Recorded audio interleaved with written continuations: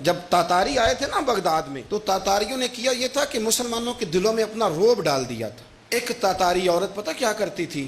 وہ 20 مسلمان مردوں کو چوک میں کھڑا کر جاتی، کہتی یہاں ٹھہرو، خبردار ہلنا نہ۔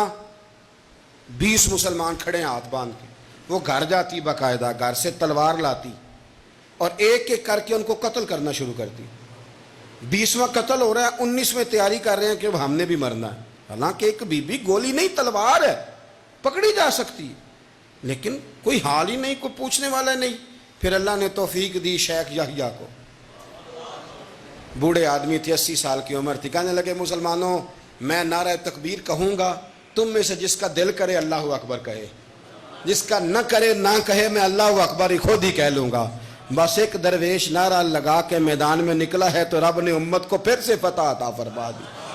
میرے رسول کریم صلی اللہ، حضور نے نا لوگوں کے دلوں کے اندر، نبی کریم نے لوگوں کے دلوں کے اندر حضور نے قوت ڈالی تھی۔ حضور خود فرماتے ہیں طاقتور مومن اللہ کی نظر میں کمزور مومن سے زیادہ عزت رکھتا ہے۔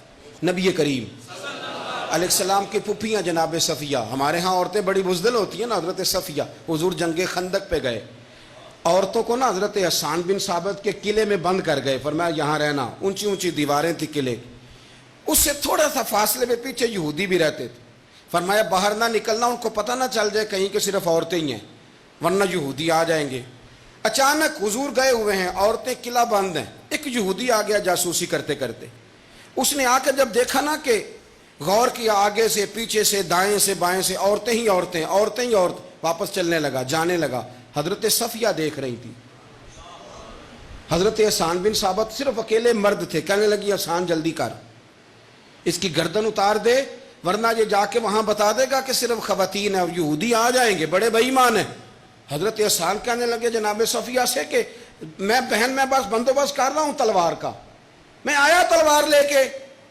جب انہوں نے کہا نا میں تلوار لینے جا رہا ہوں تو حضرت صفیہ کہنے لگی بیبیوں سے یہ تو دیر کر دے گا، اور اس نے جا کے بتا دیا نا بیبیاں اکیلیاں تو مسئلہ بن جائے گا۔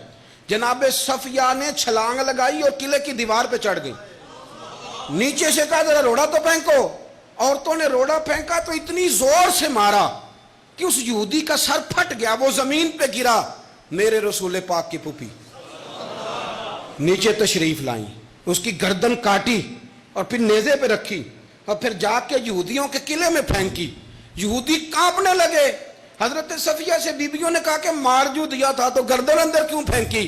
فرمایا اس لیے پھینکی ہے کہ انہیں پتا چلے صرف بیبیاں نہیں، وہاں مرد بھی ہیں، وہاں مرد بھی ہیں، انہیں پتہ چلے کہ آنا کوئی نہیں۔